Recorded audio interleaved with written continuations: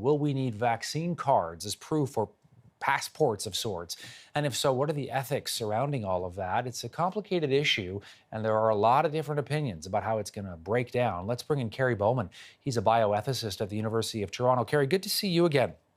You too, Todd. I really wanted to get you on the show because this is something that's, very complex. People have very strong opinions on it, and we're about to jump right in, or how it's going to work, or what people are going to be comfortable with, what sort of obligations we're going to have, and how much of this sort of thing is going to be mandatory or not. First of all, how are you kind of framing it?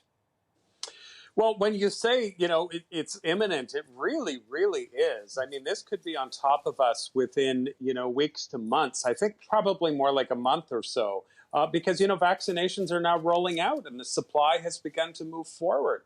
So the tension, Todd, and I think you and the viewers would appreciate this, is the last thing you want to do is create another tier of haves and have-nots in relation to who can do what and who can't do what.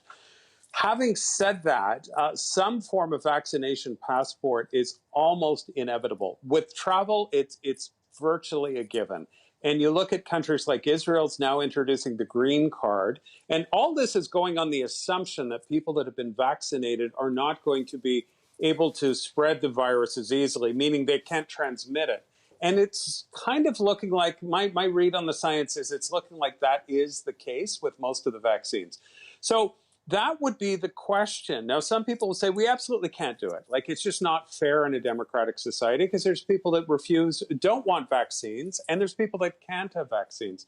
But here's the other side of the argument. Is it really fair to the Canadians that have been locked down for a year when they are vaccinated? They're no longer a risk to other people. Is it really fair to continue to limit their freedom? So you've kind of got those two sides of it colliding. Now, I think travel is for sure, and I think sort of public venues, sports, restaurants, I think market forces will pick up on this unless it's made illegal very quickly.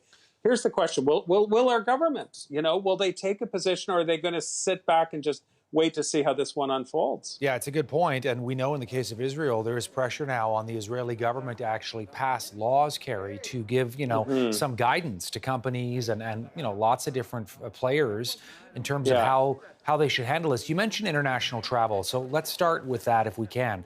If somebody wants to travel internationally, they're going to have a passport. And if they don't want to get vaccinated, they're not going to be allowed to travel internationally. Is that how you see it playing out? Yeah, but that's nothing incredibly new. I work in parts of the world where you cannot get into a lot of countries without those yellow cards, if people are familiar with those. That goes back to 1933, actually. So they've been around for a while. That's definitely going to happen. My take on this is the Americans will very quickly say, in the months ahead, that if you want to enter the United States, you're going to need to be vaccinated. So that's definitely coming. If sports venues, those types of things, that probably will be next. Now, should our government get involved? The good news with Canada is we focus so much on inequities within our system, and our vaccines are free. And I'm not saying our system is perfect. It's not, but we're working on it. Vaccines are free, and we are, trying to reach out to the most vulnerable people. So if everyone has equal access, it will make the ethical questions a lot easier. But there's going to be a period of time in the months ahead where lots of people who want it haven't had it yet, and lots of people will have had it. That's going to be the tough stuff. Okay, now what about jobs? Because that's the other thing, too, that, some people are concerned about. If let's say, they're not interested, whether they will be, quote, forced to get the vaccine by their employer. And again, these are stories coming out of places like Israel that are, vaccinating 80% of their people. Yeah. They're way ahead of Canada.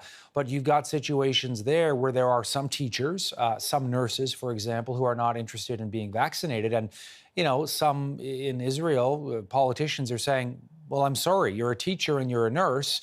You need to be vaccinated. And if you don't want to be vaccinated, you need to find a new line of work. Yeah.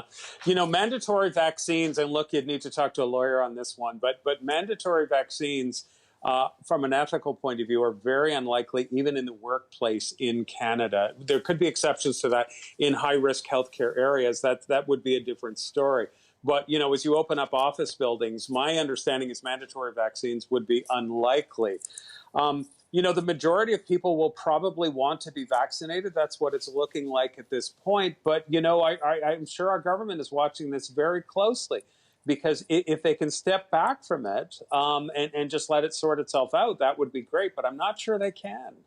Kerry Bowman joining us. We'll have a lot more conversations in the weeks ahead. And Kerry, as more and more people get vaccinated, lots of different stories are going to pop up. We'll be seeing, yeah, over, vaccine hesitation and mandatory vaccinations, depending. We'll see. In the meantime, thank you. You're welcome, Todd. See you.